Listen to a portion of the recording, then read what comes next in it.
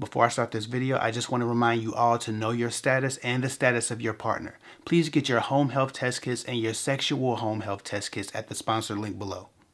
Please don't guess and gamble with your health. What's good, YouTube? This video is going to be about the secret to being taken seriously. Don't chase, man.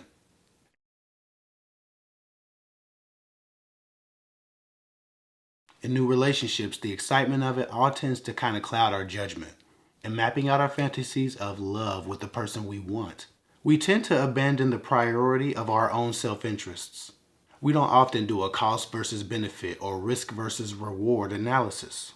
In our desperation, we take a by any means necessary approach to finding love or getting the attention and admiration of our crush. The lack of pride that we show when we have chosen to chase a person by any means necessary does one of three things most likely. And contrary to a much more simple explanation someone might give, because it makes you look stupid, you don't chase guys because it ultimately does one of these three things. Number one, it makes them run faster potentially because they're not interested in the easy to catch. In that case, dismissal or rejection is your best case scenario for chasing them in the first place.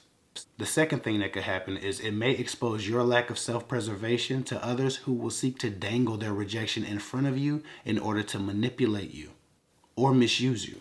It basically broadcasts your desperation to be in a relationship. Now, if you've chosen a person who doesn't have morals, values, integrity, or any of those things that make them decent, you're in for a ride, but not the nice type. Or number three, it leads to the relationship we wanted, but it creates such a toxic dynamic of subservient behavior and a one-sided relationship that it ultimately makes us feel drained and used up, and we ultimately want to walk away from it anyway.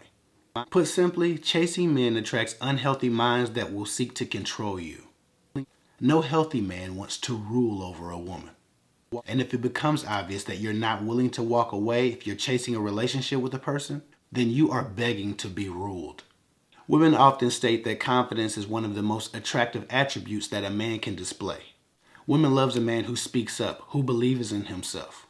Not only when he approaches her, but just in general, how he lives his life. They want an alpha man who doesn't cower to rejection. But to crave that is not just feminine nature, it's human nature. Only the strong survive. The process of natural selection. All of these things require as much.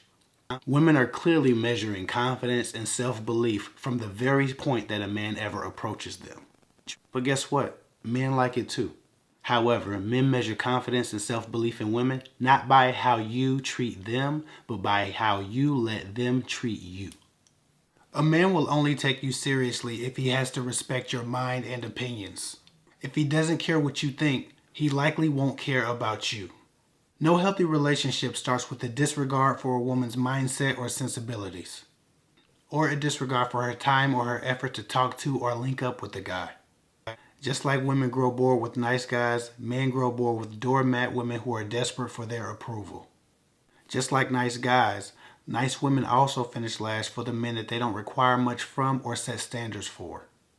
The only guys who get scared away by a woman setting standards for herself or standing up for herself or refusing a sleazy first date on the couch are the guys who had nothing planned for that woman to begin with, who had no other purpose for her than to be a couch warmer or a bed warmer. Guys who planned on treating you like crap in the first place. So with that said, ladies, don't be like those guys who always get stuck in your friend zone, kissing a man's ass trying to get him to like you. It doesn't work. A healthy relationship is one where two people want, respect, and crave each other as badly as the other. Where they both seek love and they give love to each other at similar rates. Both seeing the value of each other's long-term companionship. Both trying to prove their worth continuously to one another. When you first meet someone and you like them, you want to try to remember what you bring to a relationship. And measure that not against what they could offer or have the potential to offer, but what they do offer you and what they have been giving you. A lack of pride or unwillingness to walk away almost always leads to rejection or even worse. Misuse and abuse, manipulation, mind games. The willingness to walk away is generally much more magnetic than anything you think you can do to change a man's mind about liking you.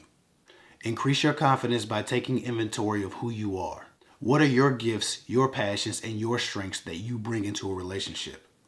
What are your intentions? Do you have many of the qualities that you would hope to receive? If you do, then you can at least be confident in what you're offering to a man. Women often focus so much on the fantasy of the guy or being in love that they dismiss their own reality, which is they're often far too good for the men that they target. No matter what it is, love, business, or even family, there should be a fair trade occurring at some point that stays for the long haul. If what you offer and what you give is enormous as compared to what you receive, it's a bad investment and you will start to feel some disenchantment if you haven't already. Always be willing to walk away from a bad investment. Listen, men are not houses. If you renovate and upgrade a house, it can later be sold for a profit. But if you renovate or upgrade a man, it's a total loss when things don't work out, most likely. And then someone else gets your upgraded man. Again, when you look at a man, see what he is, not what you can make him, not what you hope he becomes. I'm speaking more specifically about how you're being treated and the dynamic that's created in your relationship from early on. For instance, when I was single and a woman was playing with me or rejecting me or mistreating me at all, I wouldn't say, oh, I want her so bad. She doesn't want me, but maybe she's right. Maybe I need to work harder to impress her. I would instead say to myself, I'm tall, I'm handsome, I have a nice body, I'm good in bed, I work hard, I'm ambitious, I have a good job, I'm loyal, I'm protective, I'm honest, I'm funny, etc., etc. You get the picture. The list was long as hell. I even wrote it down in case I forgot. But that's what happens in relationships, especially new relationships. We often forget who we are in trying to attract someone else. Anyway, if someone was rejecting or mistreating me, I'd be like, oh, she clearly doesn't know who I am, but I do. I ain't gonna take this shit. And when I learned to have that attitude from the very beginning, the quality of woman that I attracted rose. It would do some of you some good to make a similar list and start to treat yourself like the person described on it, especially when rejection looms. Besides, it may make you more irresistible to a better quality of man.